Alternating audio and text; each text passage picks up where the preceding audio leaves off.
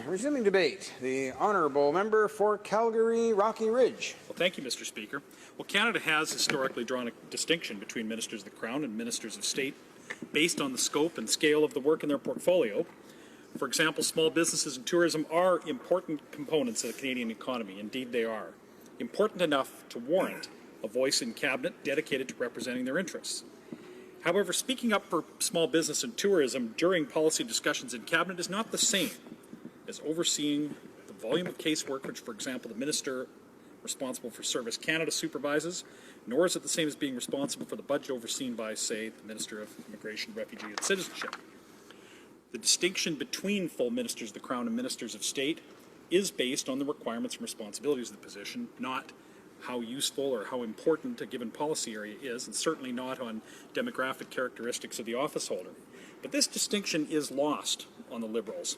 In this bill, they're attempting to justify officially changing the title of various ministers of state to full ministers.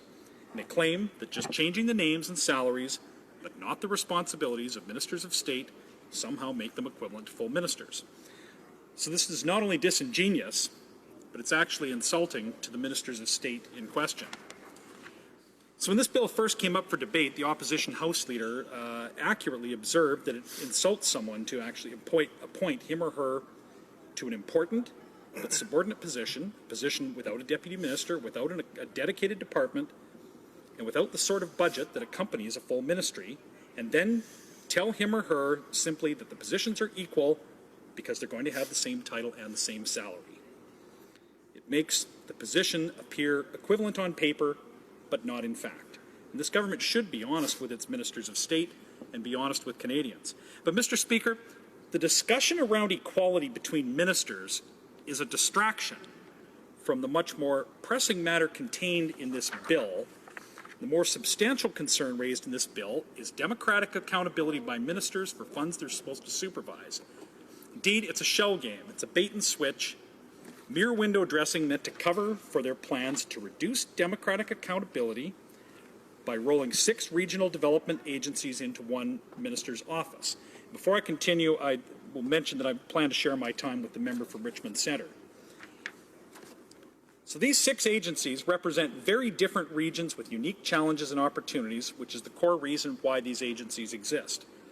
I don't question the Minister of Innovation, Science and Economic Development's capabilities. He seems like a talented and capable man. But being responsible for so many areas at one time will pull him in too many directions, and that reduces ministerial oversight. If the minister himself cannot direct sufficient attention to these disparate portfolios, the task will end up falling to unelected staffers and unelected civil servants. Mr. Speaker, that is not democratic accountability. Canadians elect members of Parliament who serve as ministers. They don't elect staff and they don't elect civil servants. If staffers and bureaucrats end up mismanaging funds for regional development, it will then be as a result of this minister not being able to have adequate oversight and democratic, and thus there is no loss of democratic accountability.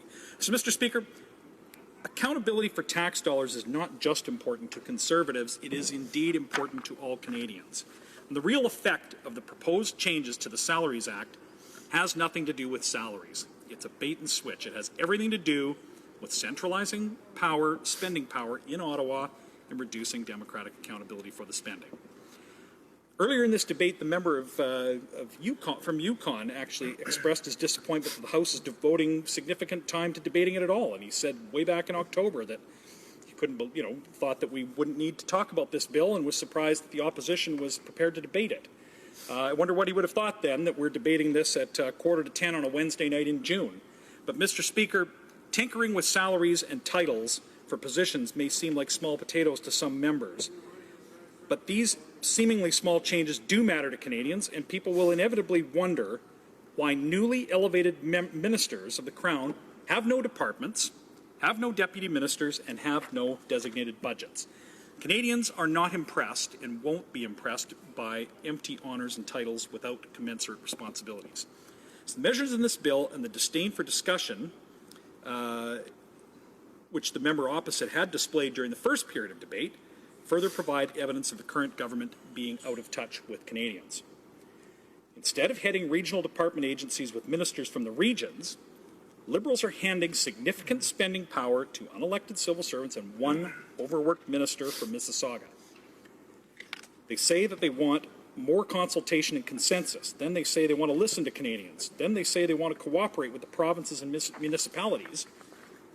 And then they go and abolish the regional ministers that keep these communication channels open. So, Mr. Speaker, rolling these development agencies into one minister's portfolio also abolishes regional voices in cabinet. Previous governments routinely appointed these regional ministers as liaisons between the cabinet, the provinces, and municipalities. Living in the regions and in the municipalities gave regional ministers skin in the game, which distant bureaucrats and one single member from the GTA will necessarily lack.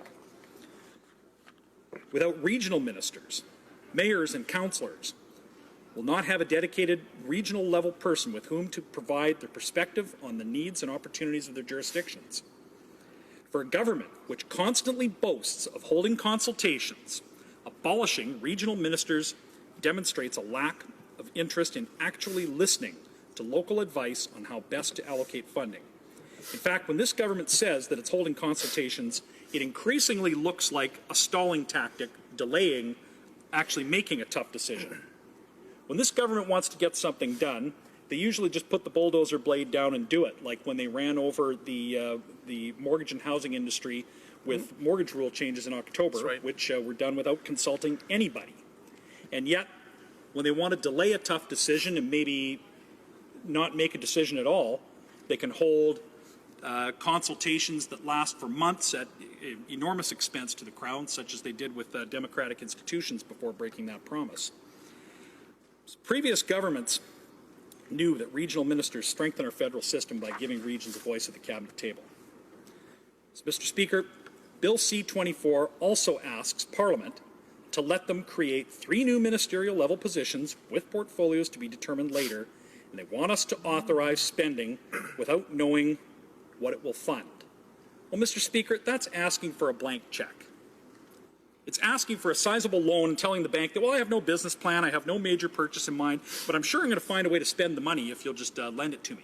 Mr. Speaker, we can't do this with this government at a time of out-of-control spending, broken promises on deficits, mounting debt, completely abandoning their election promise to balance the budget by 2019. We're not going to give this government any more blank checks. Canada does have precedents for ministers without portfolio. These could be appointed as needed. They did not have to have space carved out long in advance, just in case the government wanted a particular minister at a particular time. At a time when they are demonstrating that they cannot be trusted to manage public funds prudently, we can't agree to these new created ministries. So, Mr. Speaker, Canada doesn't need fully staffed ministries for sport, democratic reform, small business and tourism with whole departments and deputy ministers backing them.